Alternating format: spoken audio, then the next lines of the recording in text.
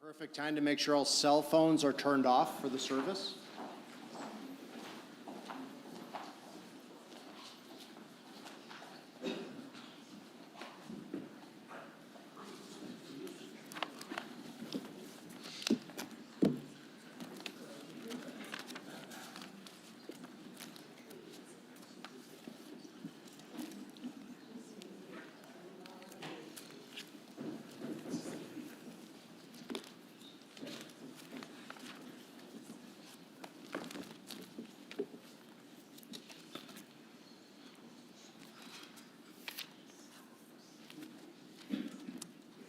Esayin el harim me'ayin yavo Ezri me'im Adonai oseh shamayim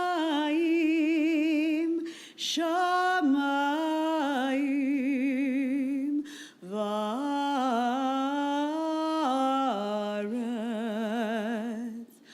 al yiten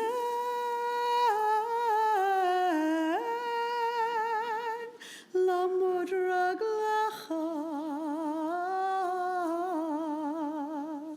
al yanu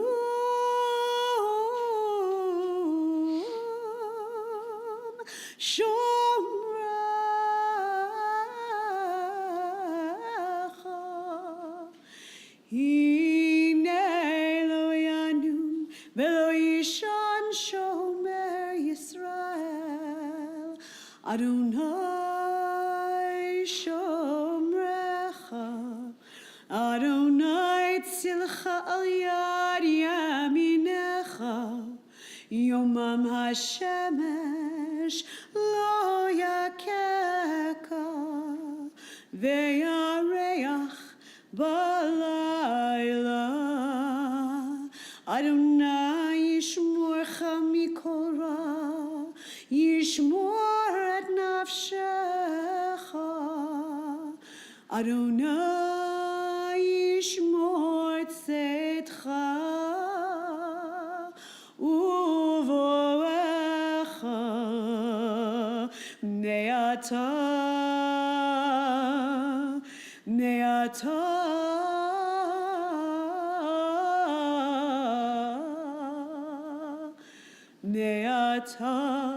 ve'ad olam.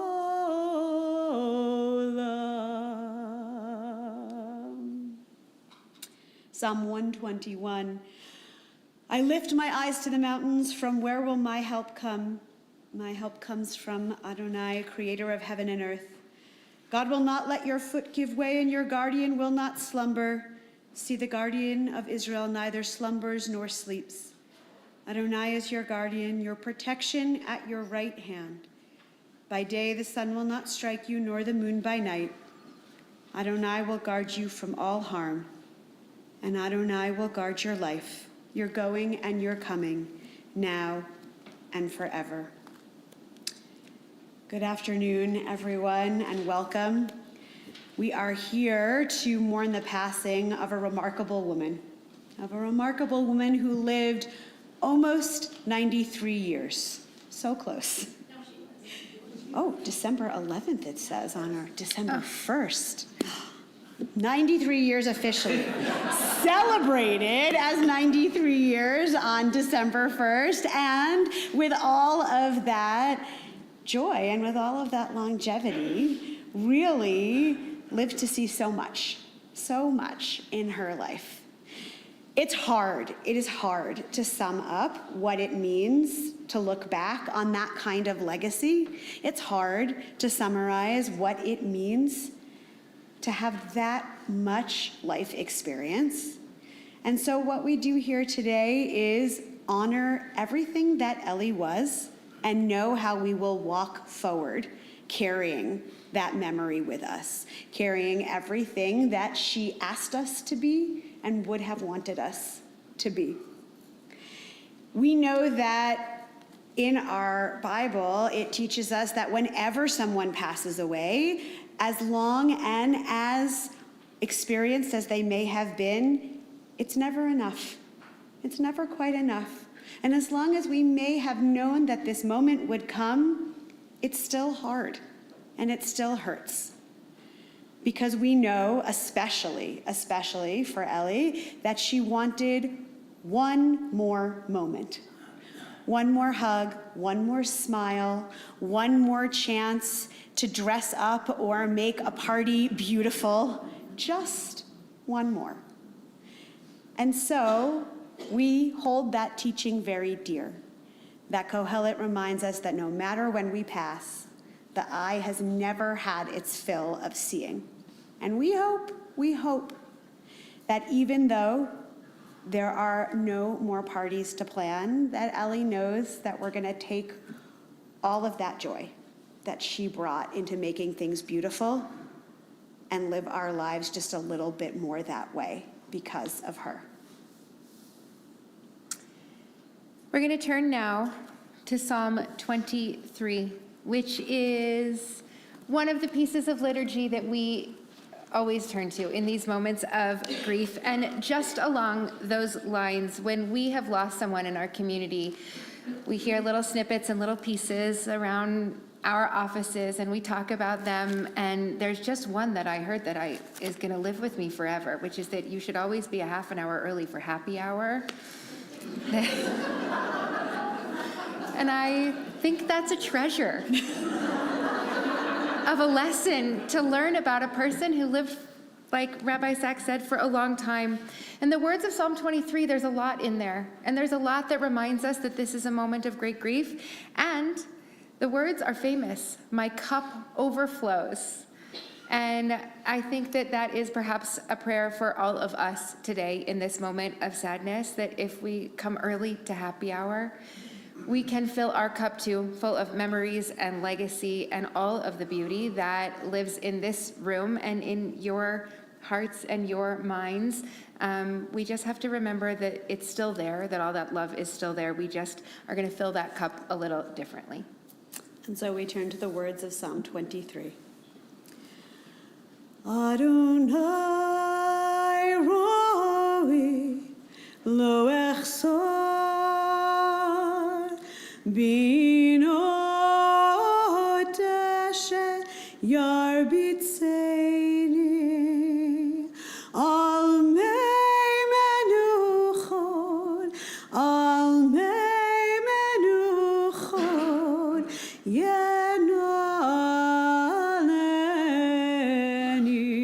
yenaleni nafshi yeshovev yancheni b'maglei tzedek yancheni b'maglei tzedek lemon shemo gam ki elach begit samavet lo irara ki ata imadi shivtecha umishantecha hema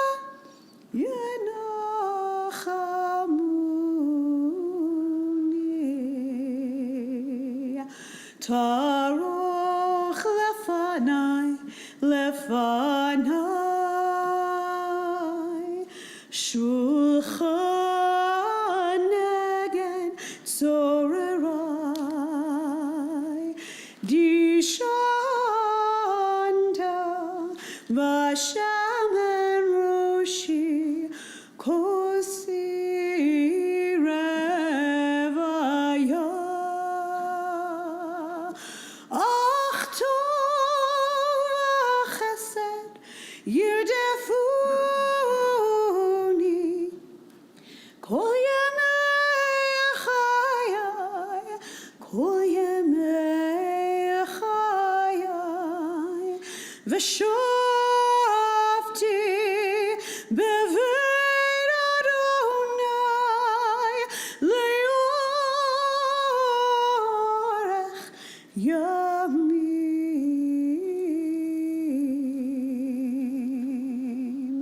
אדוני רואי לא אחסור,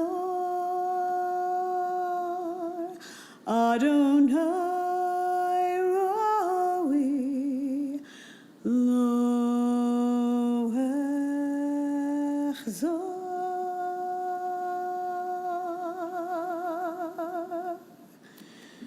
Adonai is my shepherd, I shall not want.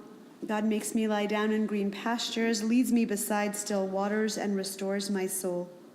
You lead me in right paths for the sake of your name. Even when I walk in the valley of the shadow of death, I shall fear no evil, for you are with me. Your rod and your staff, they comfort me. You have set a table before me in the presence of my enemies. You have anointed my head with oil. My cup overflows. Surely goodness and mercy shall follow me all the days of my life, and I shall dwell in the house of God forever. As we work our way through this liturgy that helps us to prepare for the moment of saying goodbye to someone that we love, there are so many words that we share that are common to us. Those words of the 23rd Psalm are words that we all know together, but sometimes we need our own words. And so I'll share with you this poem or prayer by Ehud Manor, an Israeli poet. Every word that is whispered or sung, every word shattered in a storm is a prayer.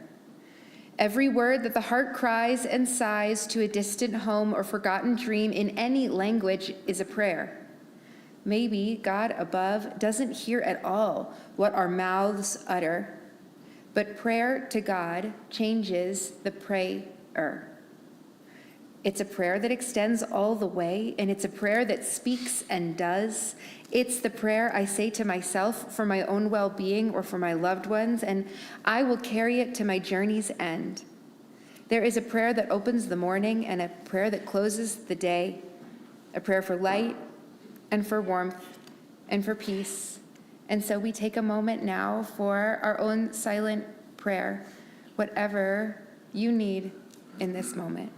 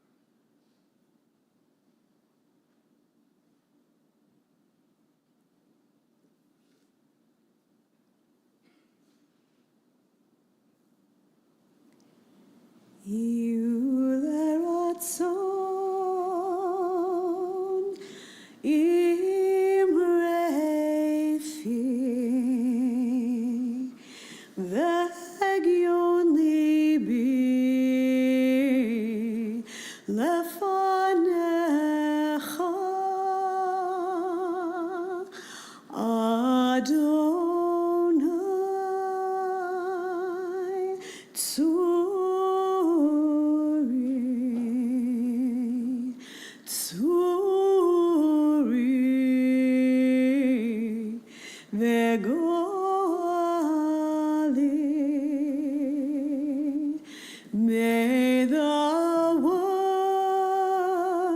words of my mouth and the meditations of my heart be acceptable to you, Adonai,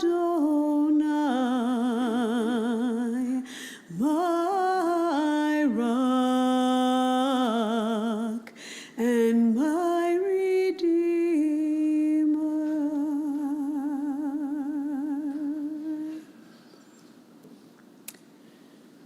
When someone we love passes away, there are 3 pieces that we are responsible for to make sure that we honor them and hold them in this transition. First, we comfort ourselves with words from the tradition, with psalms, with poems, with prayers that feel like they represent the character of who Ellie was. And then we remember their story. We tell the story of who they were and how they lived and how they walked through life. And then we lay them to rest. So at this moment, it is our job, it is our obligation to tell the story of how Ellie walked through life, to remember all the different moments that we shared with her, and to try as hard as we can to honor the arc of who she was by really remembering that it cannot be just one moment or one piece of who someone is. We remember the wholeness, the complexity, both the beautiful things about their lives and sometimes the pieces that were harder. And it is in this way that we really honor someone's spirit. And so at this time, it is my pleasure to remember Eleanor with words from her family. And so first we are going to hear stories from 4 of her grandchildren, from Paulina and Nicholas and David and Shayna. We are then going to hear from her 2 children, Mark and Wendy, and then from Bruce, who will share gratitude from the family about what it is to have come to this moment all together.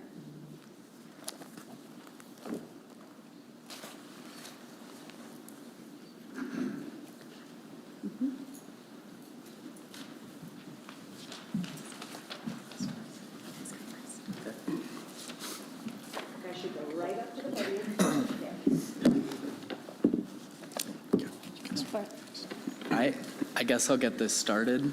I'll start by saying I see a lot of unfamiliar faces. I'm Mark's youngest son, Nicholas, and my sister and I were from San Diego. And being from San Diego, non-Denver, meant there was a pretty big distance between who I knew as Grandma Ellie and I. And even now, as I went to college, that's in LA. It's not a lot closer. If anything, it might be farther. But regardless of that distance between us, Grandma Ellie was always able to tell me, show me, that not only did she love me, but that I belonged in this family. She helped me understand from the times when I was a little kid running around her hotel room, going to get breakfast with her, all the way to when I was a high school student, having stress about finals and college applications in her room at Acoya, that I would always be part of this family. And that's something that I carry deep within me. I remember one day, for her birthday and for Christmas, I got her a crystal elephant. Everyone here knows that she loved her elephants. And I sent it to her as well as a letter where I wrote many of the same words that she would constantly speak to me. A lot of those words were about family and importance, but right after I got it sent to her, she called me and she explained those words back to me in a similar way to what she has before. But this way was different. She told me that all you really have is your family and that you need to cherish it. My words in that letter tried to match hers, but they weren't nearly as powerful. As the rabbi said, Ellie had a lot of life under her belt, something I'm nowhere even close to. But I want to take those words about family and how we need to cherish it to heart. I was young and kind of stupid, but that moment opened my eyes to what family truly means and how we need to cherish it. So even though she's no longer here, her words and her message about family is. So we can honor her wishes by loving everyone in our families just the way that she loved each and every one of us individually. And I'll pass it on to my older sister now. Okay, gosh, I have a lot to live up to. I kind of wrote directly to Grandma, so that's what I'm going to be reading. And we are honoring her, my beautiful grandma. So Grandma lit up a room like no other, and I really do see this world a little dimmer without her in it. She told stories, making everything sound so magical. She shared her memories with such excitement and love, and those moments are gonna stay with me forever. She genuinely inspired me to be the girly girl I am today. When I was little, I would always admire her perfect hair, her nails, her style. I wanted to be just like her.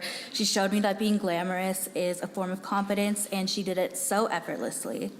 She genuinely supported me. I remember when I was in gymnastics doing cartwheels and splits all through her hotel rooms when she visited, and she would cheer me on like I was performing for a whole audience. She made me feel talented and special and capable of anything. I will always remember you, Grandma, and carry your legacy with me. You will never be gone from my heart. Thank you, Grandma, for every hug, every story, every moment. You gave me so much sparkle and strength that turned me into the woman I am today. I love you endlessly, Grandma. Beautiful, beautiful words, Paulina. Thank you all for being here. Just last week, we celebrated our grandma's 93rd birthday. Her longevity and the life she lived was truly inspirational.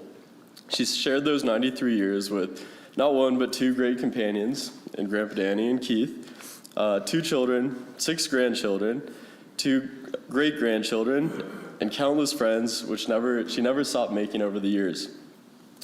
Of the nearly 27 years that I had with her, we built countless great memories together, and I absolutely loved going to lunch with her and watching Broncos games with her.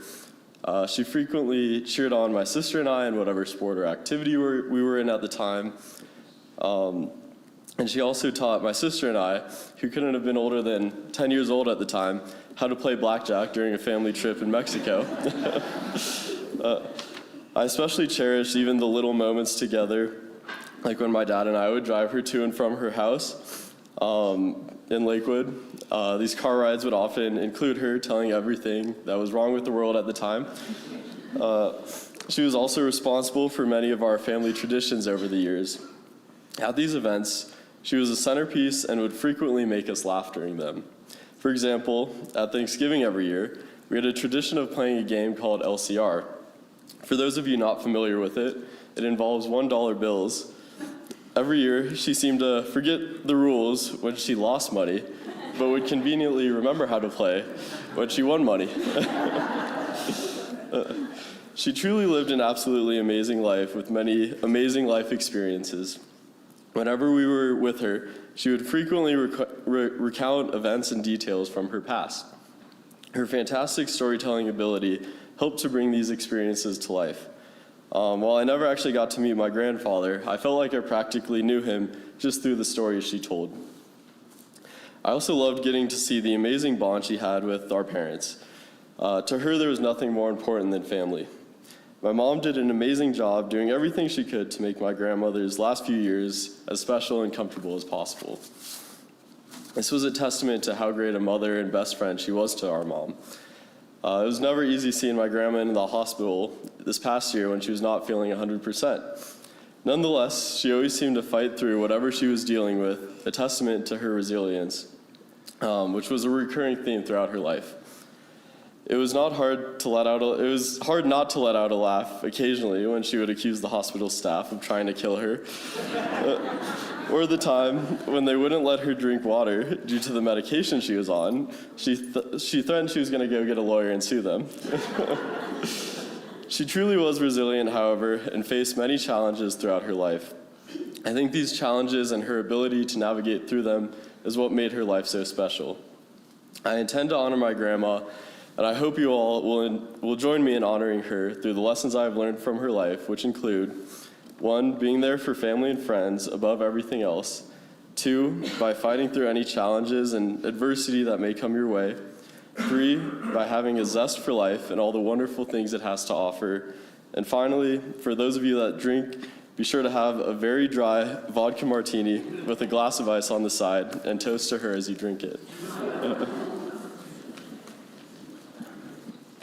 How do you put the most extraordinary woman into words?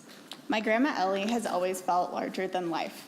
She was by far the coolest and most beautiful grandma there was. She always looked perfect and commanded a room. Everyone was drawn to her. My kindergarten friends would always ask to see her elaborate nail designs. The Jew crew would talk to her at the high holidays for hours. And even in recent years, a friend of mine would come with me to watch The Bachelor with her. I have admired and looked up to my Grandma Ellie my whole life. I inherited her beauty. I can say that because I look just like her. Her style, her love of sports, her little butt shake when she gets excited, and her love to celebrate any occasion and decorate as much as possible for them. I also inherited her zero sense of direction, her inability to remember names, and stubbornness. While we may get lost trying to reach a destination, at least we would always look good getting there. My grandma was the most supportive and always there for everything. She never missed a dance recital of mine in the 16 years I was a dancer, even if she had to sit through hours of 2-year-old performances. I always looked forward to our tradition of going to lunch followed by a movie where she would share many of her captivating stories. If you knew my Grandma Ellie, you knew what an incredible storyteller and speaker she was. She could get in front of a room of people and ad-lib an incredible speech that you couldn't believe she came up with on the spot. She would tell stories that made you feel like you were in the moment in time with her. I loved hearing about her childhood skating on Sloan's Lake, her vacations in Las Vegas seeing the Rat Pack, playing blackjack with them at her table, and everything else. One of my favorite stories of hers was when she visited my Grandpa Danny's family in Brooklyn for the first time. His parents were discussing how they did not approve of her in Yiddish, not knowing that she understood every single word they said. Her soon-to-be mother-in-law smashed a plate on the ground in her rage, yelling she would never marry her son, to which my grandma copied her soon-to-be mother-in-law, grabbed a plate, smashing it to the ground, and told my grandpa's parents that they would be getting married whether they liked it or not. She was strong-willed and fierce, and I hope I am even half as brave now as her 19-year-old self.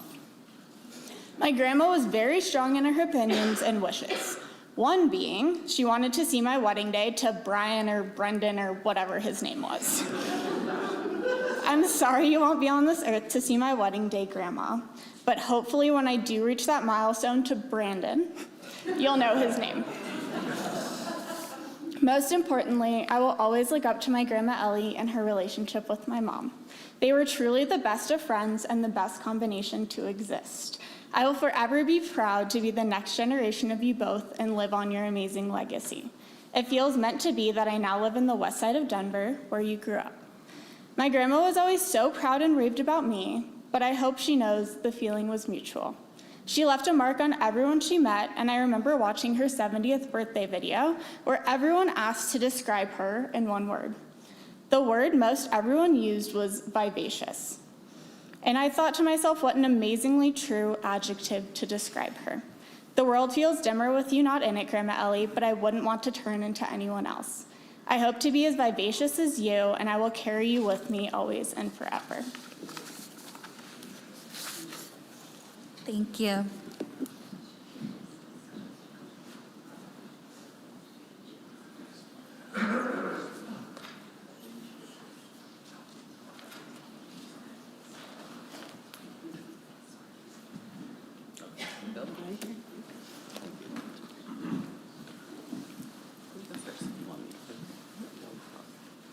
Hello, everybody.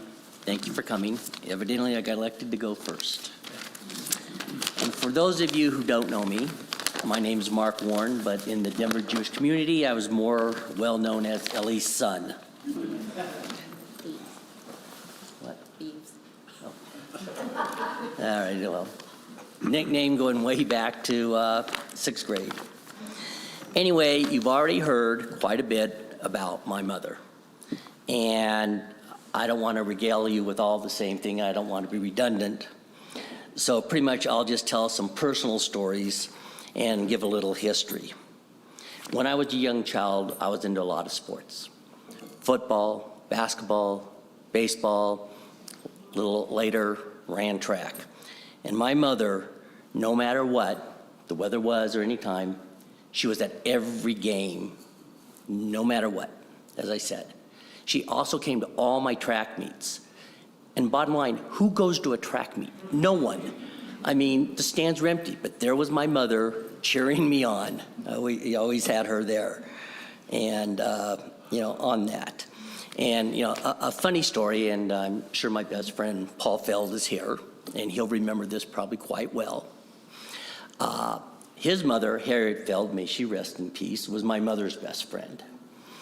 And we played football always on the same team. This is youth football. Name of the team, it was the Bombers. Back then, they didn't have NFL affiliations or anything like that. So it was the Bombers. And we carpooled, of course, since we were so close. And so we get dropped off. Now we're supposed to be picked up. Everyone's gone. Here's Paul and I sitting in the dark, waiting and waiting and waiting for my mother to show up. Nowhere to be found. And of course, back then, there were no cell phones or anything like that. So what did we have to do? We had to go find a house, knock on the door in our football uniforms, and say, can we use your phone? To have them come pick us up. And then, go through high school. As I said, she came to all my games. And then my first year in college at Arizona State University, she always came to visit me. She never needed a reason to go and travel. She loved travel. And me being in different cities, which I was through school, she loved it because she would always find a reason to come visit me. And so when she got there with another friend I came from, Denver, Mark Fine, we were roommates, and she came at Thanksgiving, she made sure that Mark and I had a nice Thanksgiving dinner where we had nowhere to go. She found a nice restaurant and made sure we had a nice Thanksgiving dinner. And then later on, a lot had to do with my dad's illness and stuff. I transferred from Arizona State to University of Colorado in Boulder. And I spent a lot of time at the restaurant in North Glen, with my father. And then, unfortunately, my father died my last semester, my senior year. And I was not going to go to my college graduation, but it was my mother who insisted I go. She demanded it, said, you're going. I went, and I'm really glad she made me go. It was something good to look back on. And then after my father passed away, it was my mother and I who had to take over and run the restaurant lounge. And there was a lot of trials and tribulations through there, and I won't go into any detail. But through all of that, it made me and my mother a lot closer. That we spent a lot of time together and everything, and it made us a lot closer. And then, when I eventually went to law school, originally in Des Moines, Iowa, at Drake University, once again, another place where she would love to come. And I had my twin boys, Stefan and Daniel, who were sitting over there. And she was so overjoyed, and she would come to Des Moines several times, especially come into their bris, and was so happy, to have them. Then when I moved back to Denver, she always made sure, because when I moved back, I had no money, didn't have anything. Hasn't changed much, but, still have that. But she always made sure that my family was taken care of. We had a place to live when I moved. Her and my Aunt Phyllis made sure that we had an apartment, we got a place, and she was always there. She always had us over for dinner. We always had a great time there. And she was very, very supportive in my quest to finish law school. And she was very, very happy when the law school I decided to finish at was in San Diego, California. It gave her a great reason, and her and Keith Peets, her second husband, and may he rest in peace, would go out. They would go to San Diego. They would go out with friends, and they would go sailing, boating. And so she loved the idea that it was in San Diego. And she would come out, and my sister at times would join her, and we'd be out there with my kids. And she always stayed at this one hotel that she loved, and she always insisted she stay in the little cottage, not in the high rise.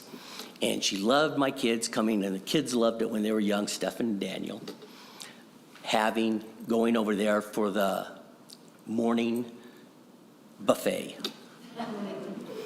And, she loved it. And then even though it was a buffet, she would even complain, what are they getting orange juice for? They're not drinking all of it, or, they're not drinking all their milk, And I said, Mom, it's a buffet. We're not paying.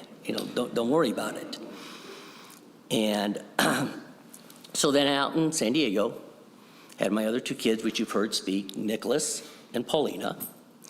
And she, would come out there and she just adored them all the time. And, as I said, they really loved the buffets. And then who can forget about her loving the Nuggets and, of course, CU, and especially the Broncos. And since I lived in San Diego and she lived in Denver, it was kind of a tradition. After every Bronco game during the week, I'd call her and we'd go over and over about the Bronco game and if they lost, how we would complain about the referees or the bad calls. And we always absolutely just, would commence about that. I'd call her and say, oh, the CU game is on TV, tell her where it's at, she could watch it, and she loved that. And then, as you've heard from other people, she had a love for elephants. The trunk always had to be up, which signified good luck. If you ever tried to give her an elephant, she wouldn't take it. And because of that, I would always look for birthday gifts and Mother's Day gifts that were elephant related. And her place where she lived has a ton of elephants. Absolutely.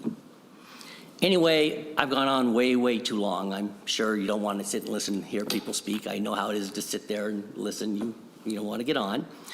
So, just to wrap up really quickly. There's really not enough time to really delve into all my memories. But as with any relationship, there were always ups and downs. But what today has shown me, as well as her passing, that regardless of our struggles, she was my mother. And I will always be grateful for everything she has done for me. She will always be in my heart, and I will miss her dearly. Mom, I love you.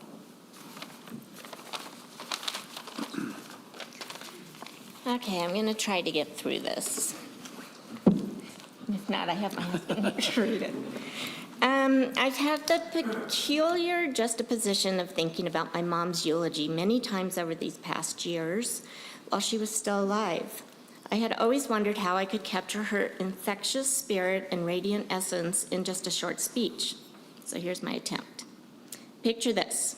When all the elementary school moms would show up to school, they were dressed like moms. When my mom would show up, she would be wearing something chic and trendy like hot pants and go-go boots. Okay, now imagine being out with my mom at a bar in my 20s. My mom, of course, strikes up a conversation with a handsome young guy in his 20s. She finds out that he is sad to learn that his girlfriend just told him she's not able to go with him on a couple's vacation to Lake Powell on Monday. Well, guess what? My mom insisted he take me in her place, and they proceeded to make all the arrangements, and before I could say no, I was on the group couples vacation at Lake Powell with 11 wild strangers and my dog Riley.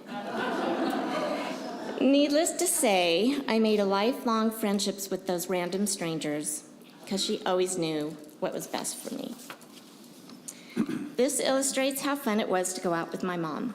As a matter of fact, my friends always were inviting my mom to come out with us. I loved her being included. And as a matter of fact, only when she was with us, we never paid for drinks. How'd that happen? I'm still trying to figure that out. I don't know what she did. Anyway, we had so many wonderful times together, and I could go on and on and on with stories, but there's way too many to share right now. But don't be fooled. Our relationship, as close as we were, wasn't always rosy and perfect. My mom liked to argue and disagree. We definitely had our moments, but the arguments were short-lived, and we always got past them quickly. My mom was my rock and was always there for me, being my biggest fan. We went through so much together, and she was my superhero. She was the most resilient person I've ever known. Sorry. She was the wind beneath my wings. I'm sad about her going, but I'm more sad about her leaving, because that's what's going to be really difficult for me. What made my mom special was not only her radiant beauty inside and out, but her boundless positivity and unwavering joy of life. She was vibrant and her zest for life was endless. My mom was a true gift that I would hold in my heart forever. She filled me with love, respect, strength, laughter, protection, valuable lessons, and she was certainly one of a kind. I've been so blessed to have my mom in my life for so long. Thank you. I sincerely also want to thank each and every one of you for all your support and all your love that you have surrounded me and my family with. I do not have enough words to express this gratitude. And lastly, I have to thank my husband. He has put up with me and my mom all these years. Now you're going to make me cry. Best. Well, good afternoon. I'm Bruce Glazer, Ellie's son-in-law. And on behalf of the family, I would like to thank all of you, family and friends, some of whom who have traveled long distances to be with us today to mourn Ellie's passing, but to celebrate her life. I'd like to share a few thoughts about Ellie and our relationship, as she valued relationships with her family and friends above all else. Ellie's first impression of me was made while I was not even present, much to my advantage. Wendy and Ellie were on a girls' trip to Disney World, and upon checking into their room at Disney, there was a knock at the door and an arrangement of flowers was delivered. Ellie said, "Isn't this nice? What a wonderful hotel." 10 minutes later, there was another knock at the door, and into the room was delivered a huge basket of wine and cheese and fruit and cookies. And Ellie exclaimed, "This is the best hotel ever." until Wendy, reading the cards, explained that the baskets were from the two guys she was dating at the time. Wendy and Ellie both agreed that food and wine are better than flowers, which is the only reason I'm standing here today.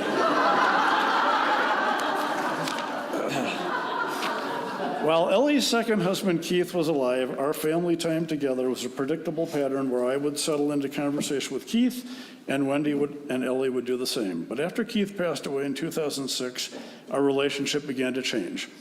While Ellie was very independent, trips to her home in Lakewood to change furnace filters and batteries or get the deck ready for summer turned into 3-hour trips filled with stories of her life, which were repeated regularly and tended to improve with age, and discussions of family and the Broncos in season and the Nuggets, for which I was sometimes held responsible given my past occupation.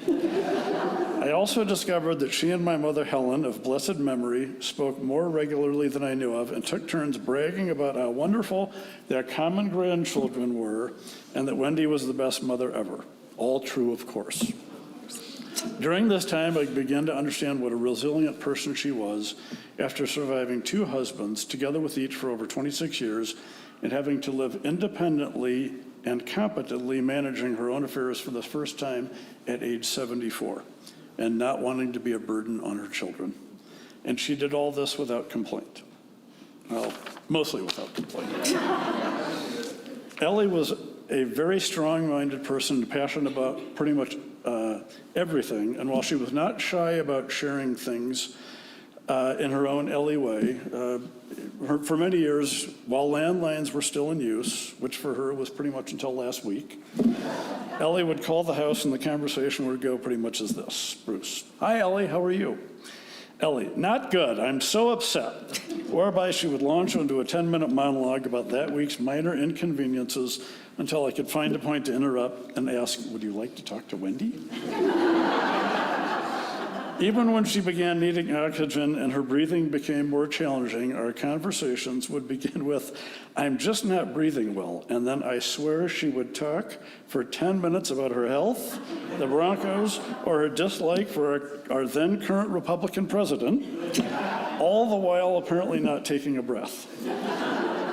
Over the last 30 years, I came to really love and appreciate the strong and loving person that Ellie was.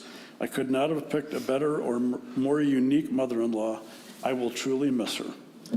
We would like to thank the staff at the Acoya, her home, for the last 2 years, and to Bloom Healthcare and Dr. Oliski, her healthcare providers, during her time at the Acoya. We would like to thank her cardiologist, Vijay Sabaru, who guided her through her heart issues with great care and patience. And particularly, we would like to thank Alan Schreiber, who was her primary doctor for over 30 years. She absolutely loved and trusted and relied on Alan, and rightfully so. He knew her extremely well, and in her later years, he gave to her her favorite prescription: Ellie, have your nightly martini and enjoy your life. We especially want to thank Ellie's caregivers who were with her for over 2 years.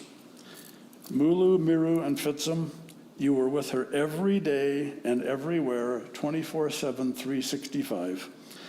She loved and trusted you and argued with you. And we are convinced that you extended her life for more than 2 years, but also gave her a wonderful quality of life. You have become family to Wendy and me, and we cannot thank you enough. I would like to close by recognizing my wife, Wendy. Wendy, you did everything you could for your mother. As she began to have health issues, you made sure she had the best doctors. You advocated for her every step of the way at every appointment and every hospital stay. You found her the best caregivers, you moved her to the Acoya into a beautiful home she loved, and you added quality years to her life. She was your most avid supporter. She loved you dearly.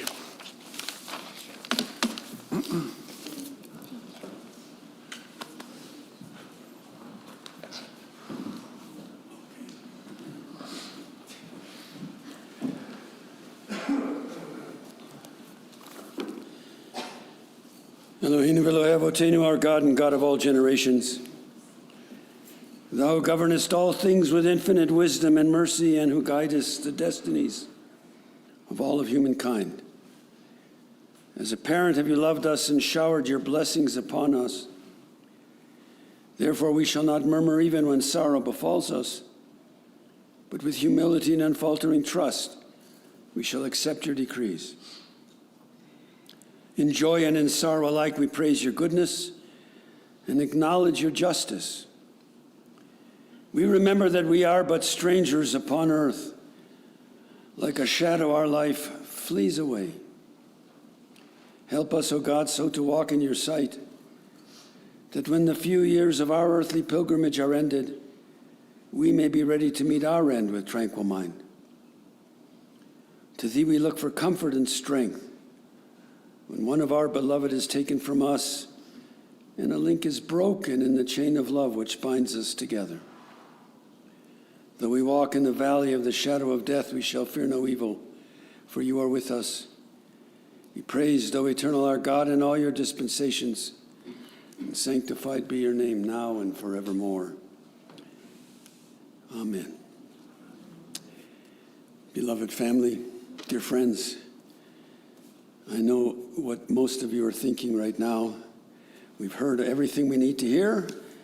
What's that old rabbi doing up there now? So I such a laugh. So having said that, please bear with me for just one moment or two. And I want to just add a few words to these beautiful, beautiful eulogies that have already been shared with us. We learn a lot about her because of what you have all shared, what you have all believed, what you have all thought. And so just let me have I swear, Steve, you time me, okay? I didn't tell you how long, but just time me. Let me just have a couple of minutes to add to these beautiful words that have already been shared. Obviously, this day is a day of irony. She celebrated her birthday on Monday, and Friday she died. That's an irony. But more than an irony, it is something that I've been thinking about the last 2 days. We met with the family yesterday, and I made a note to myself. You know, there were a few tears, but mostly there weren't tears. Mostly there were a lot of smiles and some laughter. And there's a reason for that.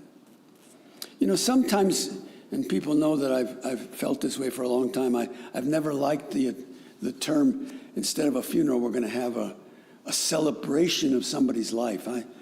I think a funeral is more appropriate because I think we have to grieve. On the other hand, in this particular case, she celebrated life herself. When we talked yesterday, the one word that I came away with was celebration. She understood how to celebrate the years, however many there were going to be, whatever the difficulties there were, she understood how to celebrate them. Not just with a vodka martini. That's certainly part of it. And the clothes, that's certainly part of it. And the nails, all of that is part of it. But if you look at that picture that was published, that was a beautiful woman who understood how to try to live in her best moments. And that's what I hope all of you as family will take away from this day. Yeah, you have some tasks to perform. There's no question about it. You have to grieve for your loss because she meant so much, as you've already shared. It's important. But you also have to wonder about what's going to happen to her and to all of us as individuals when our lives come to an end. That's something that this moment is about as well. But you also have to remember who she was in those highest moments, as you've tried to do today.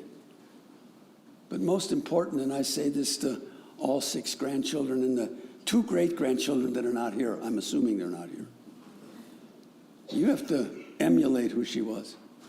You have to carry that on. I think, David, you said, maybe I'll remember who she was, but you also said, I didn't know my grandfather. But who he was shared with me. Who shared that? That's your job, to share who your Grandma Ellie was. This is a very, very difficult moment for family. I know that. On the other hand, I hope that you won't stop smiling about who she was, because that's probably the best part about her.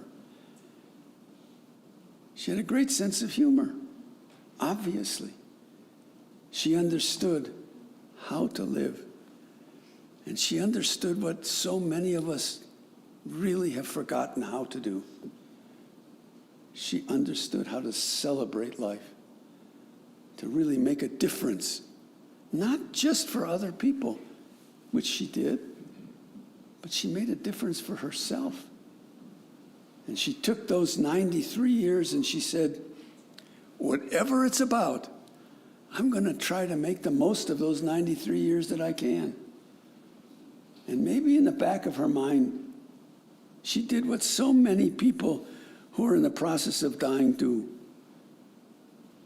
They say first, they want other people to understand what they lived for. Second, they want to have made a difference in life. And thirdly, they'll want to be remembered. I believe that that's what we're here for. To remember, to emulate, and to celebrate maybe ourselves, and maybe to understand she wasn't what she did. She did what she did because of who she was. And that's a great gift. And so as we join together today, I hope and I pray that you as family and you as friends will understand everything about life is wonderful, but we have to celebrate it. Yeah, we can complain from time to time because we have to. Yeah, we can wish that maybe some things will change. But most important, we have to be there and to celebrate these years that we have. In closing, I want to read this very little poem. Maybe it'll be helpful. When you remember me, it means that you have carried something of who I am with you, that I have left some mark of who I am on who you are. It means you can summon me back to your mind even when I'm gone, and you can still see my face and hear my voice and speak to me in your heart. For as long as you remember me, I am never entirely gone. Adonai natan v'Adonai lakach, Yehi Shem Adonai mevarach me'atav yad olam. God has given. God has taken away. Praise be the name of God. Let us all say together, Amen.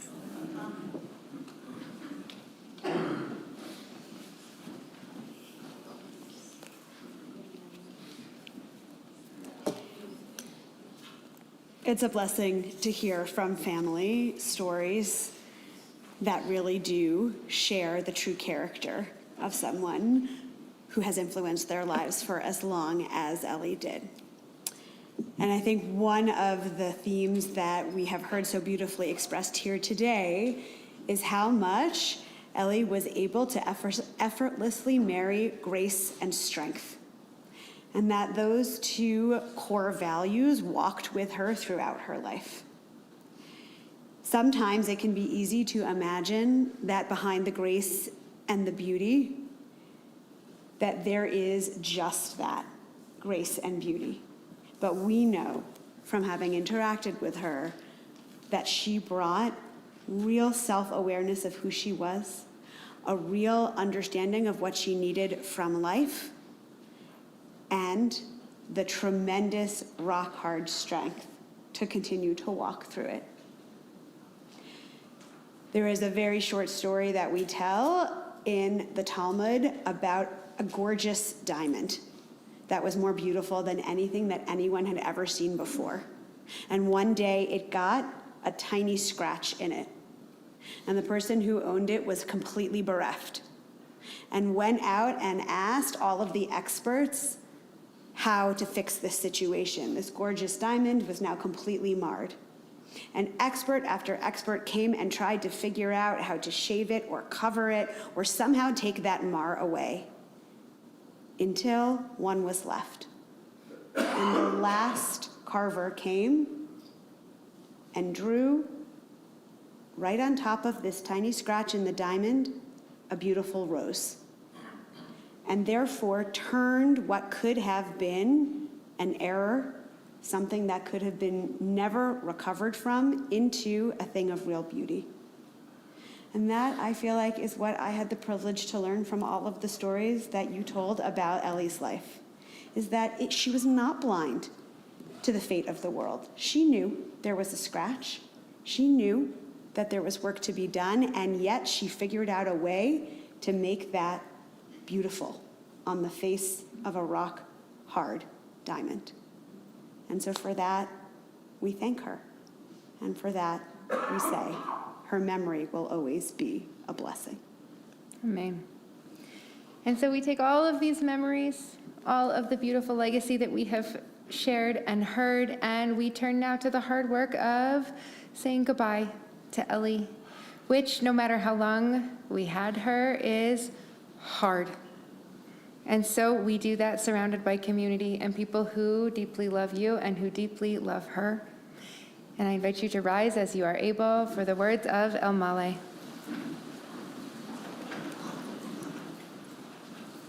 El Male Rachamim Shochen Bamromim Amsei Manucha Nechona Tachat Kanfei Ashchina Im Kedoshim Udorim Kezohar Harakia Mazhirim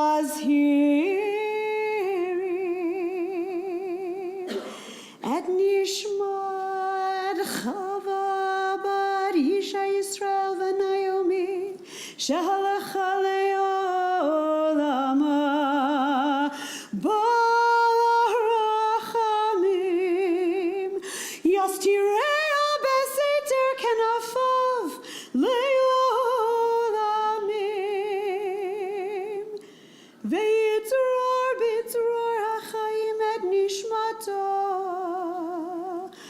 Adonai hu nachalato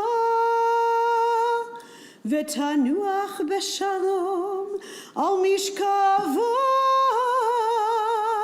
v'nomar amen. God of abundant mercy, God most high, may the soul of our loved one who has gone into eternity find the gift of perfect peace in your embrace, together with the holy and pure whose light shines like the radiance of heaven.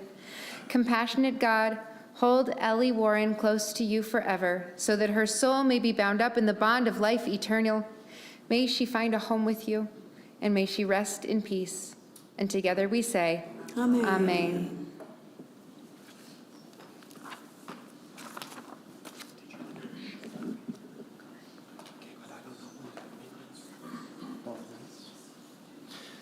Ladies and gentlemen, that does conclude our service here at Temple Emmanuel. We will have burial at Rose Hill Cemetery.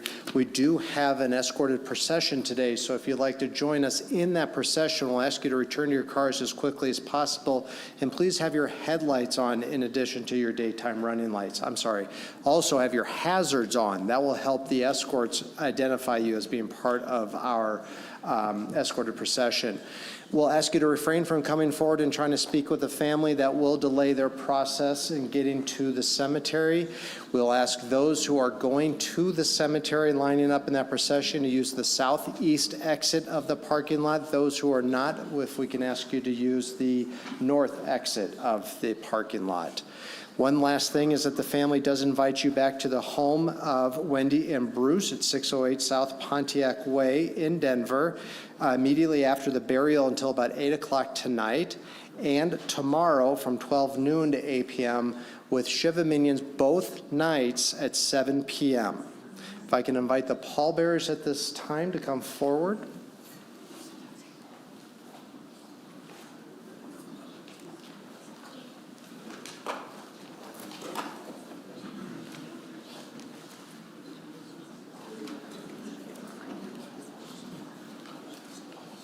Anuna